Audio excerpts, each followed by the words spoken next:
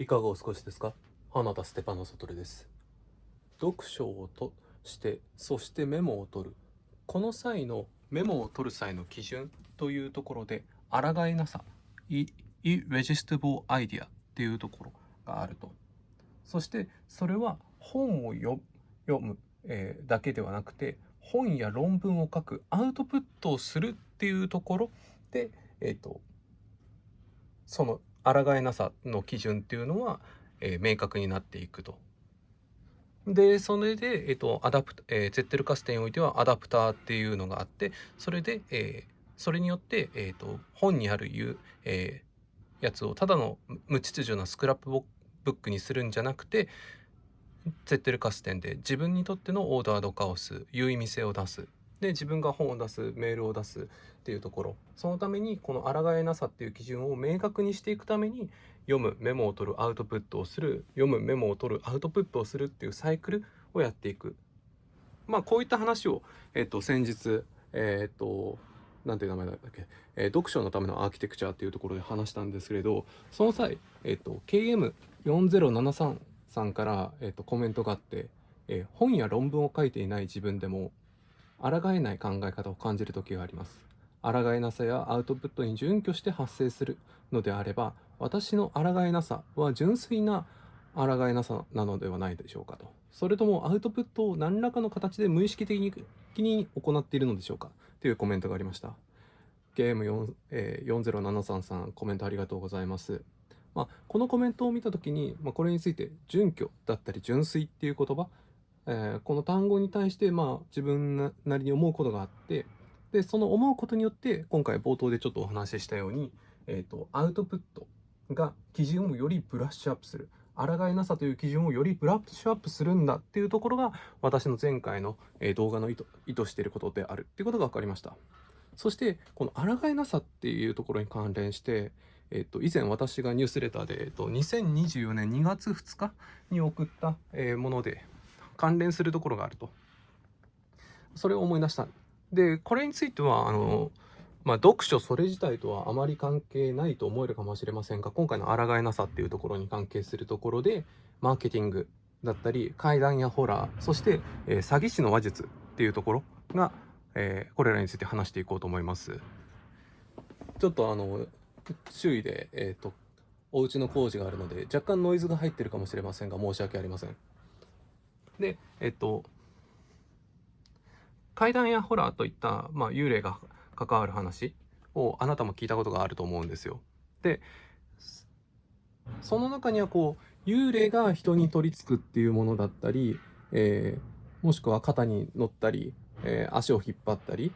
それだったり、もっと深刻な話だったら、人の思考と行動っていうのを霊に支配される、霊が支配するっていうものがあると思うんですよ。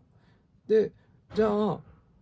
問題なんですけど、幽霊が人の思考や行動を支配する場合に、幽霊って人間の体内に入り込むんですけど、人間のどこから幽霊は人間の体の中に入ってくるんでしょうかと。で、これに対する回答の一つとしてあるのが、霊は心臓の後ろ側から入ってきますっていう答えがあるんですよ。これは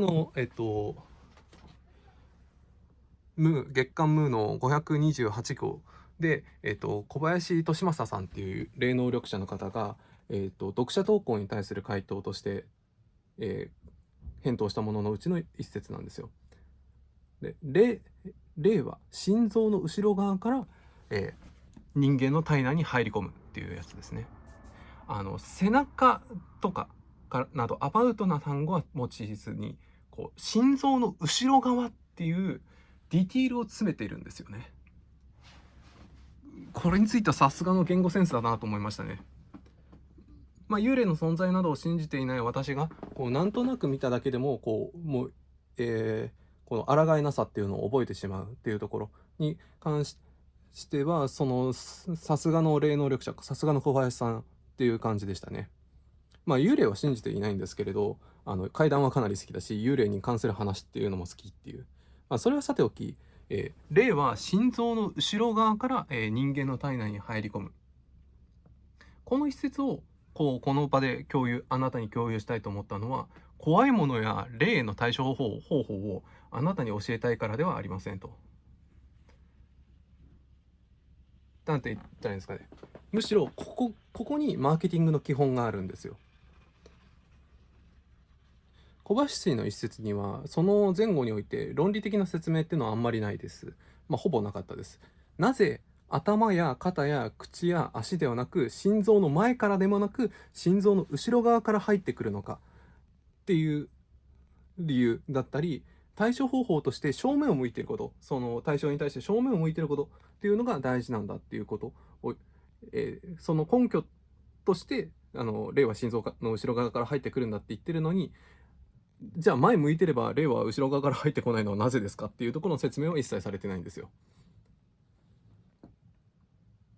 これらの理由っていうのは説明されていないし、文章からも推論することはできません。で、ただここにおいて論理よりも避けたい事柄、要は霊に支配されたくないと。そしてその対処の詳細、要は、その対象のものに対して真正面を向けって、そうすれば心臓の後ろ側から入ってこないからっていう、こういった詳細とディティールが重要であるってことが分かります。これっていうのはマーケティングでも基本です。人っていうのは手に入れたいものっていうよりも、むしろ失いたくないと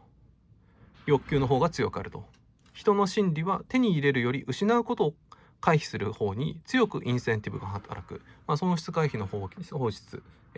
法則としてこういったのは有名ですね。なのでこの損失回避の法則っていうのはプロダクトを開発する上では絶対取り組んでおくべきですし、ユーザーに説明するだったり人に何かを伝えたいっていう時にはこれは盛り込むべきです。でその損失回避の方法っていうのは曖昧でも明確でもなく、ただディティールを詰めて説明するべきなんだという感じです。幽霊に取りつかれたくないという損失回避と心臓の後ろ側から、霊が入り込んでくるという詳細、心臓の後ろ側から霊が入り込んでくるという詳細だけど、明確ではない説明、これらをきれいな一節に落とし込んだ小林の文章っていう、霊は心臓の後ろ側から人間の体内に入り込む、この一節はコピーライティングだったりマーケティングの教科書に載せても良いと私は思いますね。でこういった、損失回避とディティールっていうペア手法っていうのは何も霊能力者の特権ではなくて、例えば車でシートベルトの着用義務化されていますよね。でそのシートベルトの着用の際にどうプレゼンテーションされているかっていうと、シートベルトをつけていなければ衝突時に頭がぶつかり首が折れ窓の外に放り出されます。それは運転手だけではなくて助手席の人も後部座席の人も全てです。どんな安全運転をしていても事故は発生する確率はなくなりません。その時に怪我、下手すればっていうね、ことは起きてほしくないですよね。しかしシートベルトをつけていればそんなことは生じません。ガチャッとすれば OK と、こんな感じで説明がされて、このシートベルトの機構なんでここ以上いかないのかとか、そういった説明は明確でなくて良いですし、しかしシートベルトの使い方っていうのは曖昧ではなくて、もうしっかりガチャ、ここに行って、ここをはめてガチャッという音が鳴るまで閉めろ以上、こういった使い方は曖昧ではないと。で、これ結構ポジティブなケースっていう話なんですけど、詐欺にもこれ使われてます。マルチ商法での被害の事例で使われてたかもしれないというものとして話すんですけど、勧誘者っていうのはマルチ商法の勧誘する側の人間っていうのをまずいろいろと雑談をするんですよ。その中で例えばそうですね、3000万円あったらどうされますかっていう感じで質問するんですよ。それに対して、例えば、ちょっと広めの家に引っ越して家を買えますかねと答えるとすると。そうすると、勧誘した側の人間は、ワンちゃんいいですよね。私も飼ってるんですけれど、やっぱりワンちゃんと遊ぶには広い家と、あと時間的余裕も必要ですもんね、と話を盛り上げますと。他にもいろいろ雑談をするんですよ。普段の日常生活、朝起きてから夜寝るまで何やってるかとか、だったり、好きなものの話だったり、嫌いなものの話だったり、そういったものを話していって、そしていざその商品を売りつけるってなった時に、この、損失回避の法則っていうのをもろに使います。このビジネスに参加すると、ほとんどの人が3000万円が手に入ってるんですよ。まあ、優秀な人はもっと稼いでて1億円とかを稼いでる人もいましたねって。ところで、参加のためには普段300万円いただいてるんですけど、あの、ちょっと今ね、ちょうどノルマの時期でして、今日あと1本契約取れたらボーナスもらえて、なので今回あなただけに特別に今回1本100万円いかがですかねっていう感じで伝えて、そうすると100万かって、いや、ちょっとって言うと、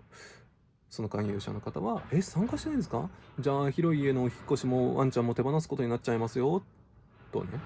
まあ、ここまで露骨ではないんですよ。手に入れた、広い家だったり、ワンちゃんだったりっていうのを手に入れた気にさせて、そしてそれを喪失してしまう危機を作って、その危機を回避する方法として、そのマルチ商法の商品を提示するっていう感じなんですよ。まあ、これら、まあ、小林、さんのこの一節だったり、またシートベルトの事例だったり、また、まあ、マルチ商法の得た気にさせて失った気にさせるっていうもの。これら性質や方向性は違いども基本となっているものは一緒です。損失回避とディティール。これが、マーケティングやコピーライティングの基本です。だから強力であります。強力だからこそ使われている時を見つけた時は前つばをしなければなりませんね。で、まあ私だったり、まあ聞いてるあなただったり、まあ、は詐欺師では決してなく、起業家だったり、使命を持った人として、むやみにこの手法を使うのではなく、むしろ自分が価値を見出している人が、どういうものを失いたくないのかを考え、そして損失回避とディティールのペアを十分に考えて提示するのが良いでしょうと。で、一節、その背後に書かれたこの一節、聞かされた一節、伝えようとしている一節、その背後にある考え、それがどのような人をどう動かすか、その前提と仕組み、これらを理解し分解し再構築するっていうのが世界の探求者、知を前進する者の仕事の一つであり、やらねばならないことなんですね。他方、ただ単純に一節を否定する、これは愚か者のすることです。で、これが、ちょっと、原稿読みながらって感じだったんですけど、2024年2月2日のニュースレターでお伝えしたことです。この話の中には、抗いなさに関する、重要な要素がいくつも重要ではないかもしれない、関連する要素っていうのはいくつもあったと思います。それは損失回避とディティールっていうところもそうですし、令和心臓の後ろ側から入り込むっていうメモを私が、メモを取ることが私が抗えなかったっていうところもそうです。ここにおいて抗いなさっていうのは、本を書くだけではなくて、損失を回避したいという法則に従うことや、人に行動させたいこと、ただ単に人を共有したいことなど、まあ、いろいろなところでこの抗いなさ、本を読んだことによる抗いなさっていうのは生じると思います。しかし、まあ、世界に対して背を向けず、真理を見落とさないためには、ペンと紙で記述し続けていかなければならないと私としては、まあ、思っているし、その抗いなさの基準っていうのは、世界を探求する上においては、明確でなければならないと思っています。ただ、損失回避をしたいだけっていう基準だけでは、物足りないと。そのためには本や論文を書いているんだ。自分はこの本を読んでる最中も、自分は今論文を書かなくちゃいけなくて、そのための材料を探しているんだっていう感覚、そういったマインドを持つことが大切です。ただ単純に一つのプロジェクトや短いブログや SNS の短いポストのためにやってるんじゃないと。本や論文やニュースレターを書く。そのために読書から、もしくは YouTube ポッドキャストだったり、いろんなものから抽出しているんだと。そのため、その抽出したものをメモにしているんだ。そのために抗えないアイディアなんだと。っていうところが、この意識が必要ですと。で、そして、これをアウトプットしたり、集めたりっていうところにおいては、アーキテクチャが必要ですと。これがアダプターパターンのところですと。そして、男性のある、レジリエントなアーキテクチャであることを確認するためには、異論を受け入れられる寛容なシステムでなければならないと。まあそういうところも狙って以前日経新聞を読むな月刊ムーを読めっていう、ビデオも投稿したんですけど、それもこういった、読書のためのアーキテクチャっていうところに関連します。なので、コメントにあったように、抗えなさっていうのは将来の生まれながらのものとしてもあるかもしれません。実際多分そうです。しかし、損失回避とディティールのペアを十分に考えて、そして、その抗えなさっていうのをブラッシュアップしなければならない。クリアにしていかなければならない。そのための抗えなさを、キャッチする能力。これは抗えないアイディアなんだっていうところをキャッチする能力。この能力を強くするためには、抗えなさの基準っていうのをクリアにしていかなければならない。そのためにはアウトプットをしなければならない。本を書いてるんだ、論文を出しているんだ、ニュースレターを書いているんだという感覚、これを身につけていかなければならない。特に、ちょっと参考になるかなと思ったのは、ウンベルタ・エコの How to Write a Thesis には、アドバイザーをギニーピックは